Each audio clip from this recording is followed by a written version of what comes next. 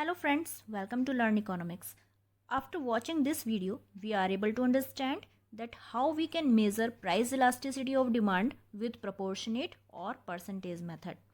There are various methods to measure price elasticity of demand, but इस video में हम proportionate और percentage method के बारे में जानेंगे कि इस method की मदद से हम elasticity कैसे measure करेंगे. As per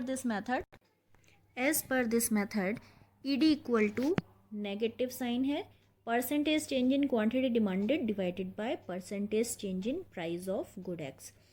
तो यहाँ पर जो नेगेटिव साइन है, मैंने अपने प्रीवियस वीडियो में भी बताया था कि अन्य बातें समान रहने पर प्राइस एंड क्वांटिटी डिमांडेड के इन्वर्स रिलेशनशिप को शो करता है.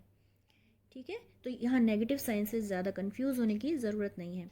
ED equal to change in quantity demanded divided by initial demand multiply 100 divided by change in price upon initial price into 100.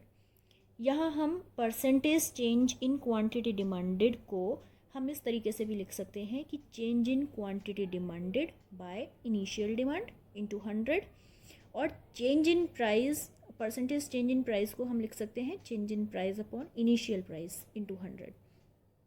यहाँ जो इनिशियल डिमांड और इनिशियल प्राइस है, इससे हम ओरिजिनल डिमांड एंड प्राइस को शो करते हैं. और we can write this as Q1 minus Q upon Q into 100 divided by P1 minus P upon P into 100. और Q1 माइनस Q को हम क्या लिख सकते हैं, डेल्टा Q. तो delta Q upon Q into 100 और P1 माइनस P को हम लिख सकते हैं delta P upon P into 100, where Q initial quantity demanded यानी ओरिजिनल क्वांटिटी डिमांडेड जो है, और Q1 है चेंज डिमांड यानी प्राइस में चेंज होने के बाद जो डिमांड में चेंज आता है. P initial price of good, P1 changed price. Delta Q show करता है चेंज इन डिमांड को और डेल्टा P शो करता है चेंज इन प्राइस को. We can write this as ED equal to minus delta Q upon Q into P upon delta P. Thus ED equal to minus P upon Q multiply delta Q upon delta P. We can calculate elasticity of demand with the help of percentage method from this numerical. When market demand schedule given below, calculate elasticity of demand if the price falls from rupees 10 per unit to rupees 9 per unit. इसमें हमें demand schedule दिया हुआ है और हमें क्या calculate करना है, इलास्टिसिटी ऑफ डिमांड यानी ED कैलकुलेट करनी है. प्राइस जो है वो 10 रुपीज़ से घटकर 9 रुपीज़ हो गया है. तो इनिशियल प्राइस इसमें क्या दिया हुआ है, 10 पर यूनिट, और P1 क्या दिया हुआ है, 9 पर यूनिट.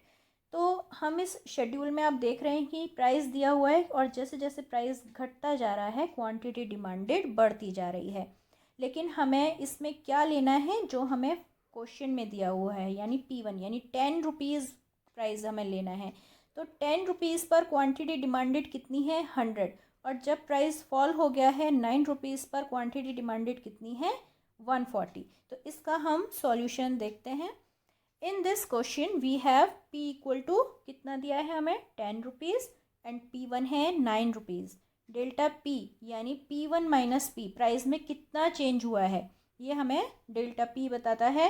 तो ये है -1. ठीक है, क्वांटिटी यानी Q हमारा कितना है, P के यानी जो P है प्राइस, उसके सामने की जो क्वांटिटी है वो हमारी Q होगी. तो Q कितनी है हमारी इनिशियल क्वांटिटी, 100 यूनिट, और प्राइस में चेंज होने के बाद क्वांटिटी डिमांडेड कितनी है, 140 यूनिट. तो डेल्टा Q क्या हुआ, Q1 माइनस Q यानी 140 में से 100 को माइनस कर देंगे तो हमारा कितनी, 40 यूनिट्स आ गया. नाउ वी नो दैट कि फॉर्मूला क्या होता है, ED equal to minus P upon Q multiply delta Q upon delta P. हम सारी वैल्यूज़ को फॉर्मूले में पुट कर देंगे. Then answer is 4. Hence elasticity of demand is greater than unitary, or we can say that demand is elastic. We can understand this with the other numerical. Calculate percentage change in the quantity demanded of a commodity as a result of 10% fall in its price. Assume that the commodity has the price elasticity of demand of 1.2. इसमें हमें क्या calculate करना है, percentage change in the quantity demanded. ठीक है, हमें quantity demanded में कितना परसेंट चेंज हुआ है वो नहीं दिया है, but we have percentage change in price, यानी ये 10% जो फॉल हुआ है ये हमको दे रखा है। अब हमें इसमें ईडी दे रखी है, यानी प्राइस इलास्टिसिटी ऑफ डिमांड, ये क्या है, ईडी, ये हमें दिया हुआ है 1.2। अब हमें फॉर्मूला पता है, ठीक है, फॉर्मूला हमको मालूम है क्या होता है,